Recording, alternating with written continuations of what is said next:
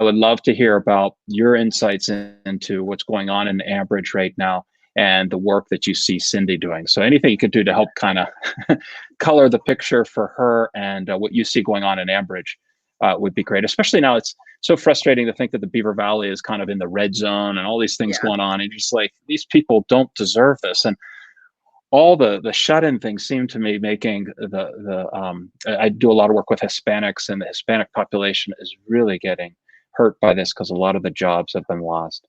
And then you see some of our neighbors in Ambridge was the same thing. They used to be the ones that were giving us help, and now they're coming to get help. So that's kind of what I wanted to do. Does that make sense? Yes, perfect. Perfect. Okay. I've been So, loving, I love everything that your church is doing, the great grouping. I am such a fan, very big fan. So cool. whatever I can do to help, I'm in. Well, Felicia, give us a little background. How did you get connected with Ambridge, and why would some people, there's this great rumor going around, like you are the ambassador of Ambridge. Why would that be the case? I'm not sure at all. I'm not sure. Like years ago, back in 2013, I just saw that there was not a lot of communication going on to people who are not in like the main circles of Ambridge. And I was one of those people not in the main circles. So I figured there's a gap, and let's figure out how to fix that gap. And the gap I saw was communication. So I found a journalist, I found a photographer, and I'm marketing, PR, business. I do a little bit of everything behind the scenes, and put us all together and created Ambridge Connection. And from there, I just went to every single borough, official, anybody who's in leadership to say, hey, guess what? I started this website. I have some friends, and we're about to tell the story of Ambridge. And that's how that all got started. So from there, it literally is just me just trying to make sure everybody's communicating in every level possible. So I guess that's why. I don't know. You can tell me. So. Well, I mean, I think you're doing a fantastic job. You also have, from what I can tell, a lot of experience in defending those who are defenseless. Maybe it's because you play cornerback for the Pittsburgh Passion and have intercepted Ben Roethlisberger, but you seem to come to the aid of those who are most defenseless. And at any rate, so in the Ambridge area, what do you see are some of the concerns that you have during this coronavirus time? What are some things that you need to adjust to, or that you see our community trying to adjust to as we go through this awful pandemic? Well, immediately when the schools were shut down, we were able to, I knew exactly who I needed to go and find because I don't know if I'm answering this right, but I'm a person who looks for gaps and holes. So I started seeing like where the gaps were, like people who weren't able to get to work, food, like the whole Maslow's hierarchy of needs, like, housing. They're worried about, if I can't go to work, I can't pay my bills. So that means I might get evicted. If I can't get to school, I can't get onto the internet. I can't do those things. If I can't go to work, I can't go to school. When am I going to eat? So all of those things are the basic necessities of life. You can't even think about healthcare. You can't even think about those things if you can't even eat, communicate, and have shelter. So I mean, those are the main needs that we needed to address immediately. And what have you seen in terms of the Catholic Church locally, especially Cindy DeShane, Good Samaritan, the Great Grouping? How have you seen Cindy's work here and your work with her? I'm smiling huge because the Great Grouping, like I said, I immediately knew who I needed to go and talk to. I knew what business owners I needed to talk to. I knew what people within the school district I needed to talk to, and I knew what church to go to. And I can't even say the Great Grouping because I knew I needed to go to Cindy. So, and Cindy was able to connect me to everybody I needed to be connected to. But Cindy, I can just say that she is such an amazing woman. When it comes down to, I told her, look, there's a problem on with families who are not able to connect to the internet. I need a hub.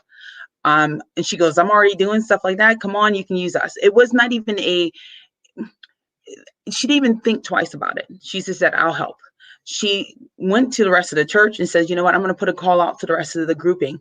Everyone stepped in. I mean, I said, I have somebody who can help wipe computers. She goes, we have that taken care of. She has different people who are saying, I mean, for all of you to get together and to just donate computers, help clean the computers, you are exactly what this world needs. You're exactly what I think a community should be based off of. I think about how horrible, I won't say horrible, but you know, we are in a new norm. We're getting ready to go into a new norm. And it's going to take a long time for people to get out of this behavior that we've been, we now have. We're scared to go outside. We're scared to go to different places. Beaver County being in the red zone still, that's even making it even worse. And it's, I can go into that, but I think about the employees that work at that place. They have to go out into the communities, so if we're still in the red zone, there's a reason why, so we're keeping people in. So that means, how do you get to your food? And guess what? The great grouping answered that. They said, you know what, we'll bring it to you. We understand that some of you are scared. We understand that there's a pandemic going on. I don't like the way that this virus has turned us, but it also showed me who my heroes are in the community. And I don't know, and I can get emotional, but I don't know all of you. And I want to say thank you, because like I said, I lived in that area of the world where like it's dark, you don't know about your meal, your parents are mismanaging funds, but in a situation where you don't, like, it's not their fault, and it's like they can't go to work because they're not allowed to. You can't go to school because you don't have that release to go to school to be connected to other people who care. Your group stepped in and said, you know what, just drive up. I was there this past Friday, and like, I literally saw kids walking up and taking bags of food home, like lunch bags. Like, I don't know how many people are able to get out to go and see what you're doing, but it is so beautiful to watch. Like, I'm at awe every time I come out there, and I'm like, my little part of this helping with computers is nothing compared to what your group was able to do. I was in those situations, so I understand it. And, people are not able to express it because they have pride. They can't express what they need because they have privilege, that they don't realize, like, look, I don't even know where to go to because I'm so used to always having. And you guys took away pride and privilege out of everyone. And I separate those a little bit because it's, and I don't want to go deep into that, but you took away that because anybody could literally walk up and not tell you, like, look, my husband just lost their job, or I lost my job, or, you know what, I have enough to get by for like two of us because we're not used to everybody being home all the time. Like, you took away that pride portion of it to say, look, we're help whoever's here. We're part of this community, and you're giving back. I mean, I don't know how many times I've been to the festival that they have a Good Samaritan. I've lost tons of money at times there, but I not loss of dance. I've not lost weight, calories, you name it. I mean, I've done everything. I've ordered food, you name it. Played the games, but the point is, like, you have that festival every year, and to see you turn around and like give back. I've been talking a while, I know, but I was honored to be able to talk to you, to say, like, you know what, I'm so impressed with your church. I am so impressed with the grouping. So thank you. What do you see as right now? Like, we've worked together, which I thought was fantastic, to get the computer so the kids could finish their school year. As a mom and somebody in our community, what do you see as the most urgent, important needs right now as we're in the thick of this whole coronavirus? I love the fact that you guys are delivering. I think that is one of the biggest things, because, like I said, the fear. We have an older population here. I have a mother-in-law who's stage 4 cancer that metastasized to her brain. We're even afraid to go and see her at the moment. So we have to take care of her pills and everything like that. And, you guys had fish sandwiches. I'll just say this real quick. You guys had the fish fry. Everybody was looking forward to your fish fry. And, you guys took fish to my mother-in-law. If you would have heard, I was on the phone when it got delivered. And if you would have heard her and the excitement she had, that was just a little bit of hope and happiness that you gave her, that you dropped it off on her porch, like, and she came out and grabbed it. It was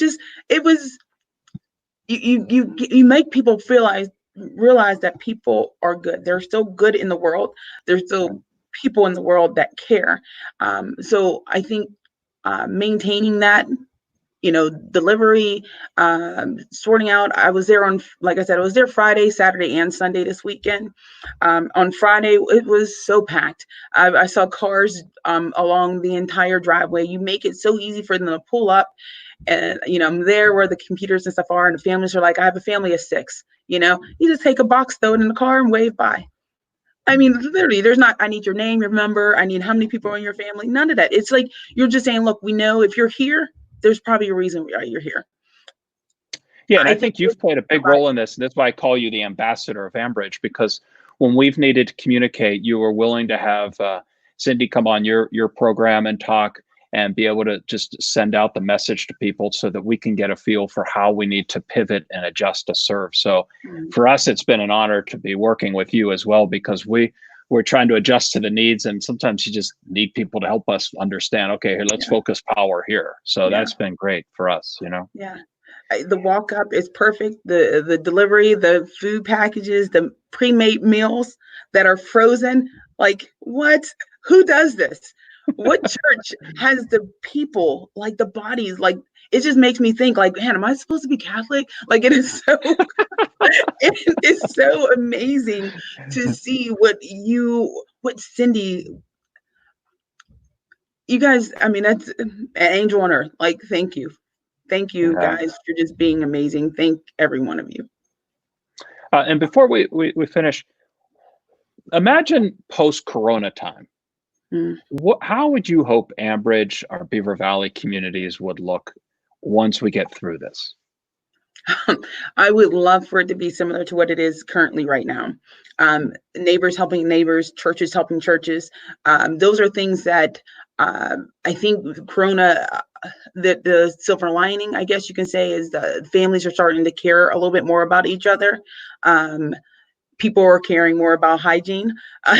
So I love that there is like a sense of like, like people like just they believe a little bit more about themselves, and they're looking out for others. Like, for someone to care about a 70-year-old woman with cancer, like to say, you know what, I'm going to drive it up there. They could have said, yo, you're able-bodied, why don't you come down here and get it and take it? They said, no problem, we're right down the street, we'll take it to her.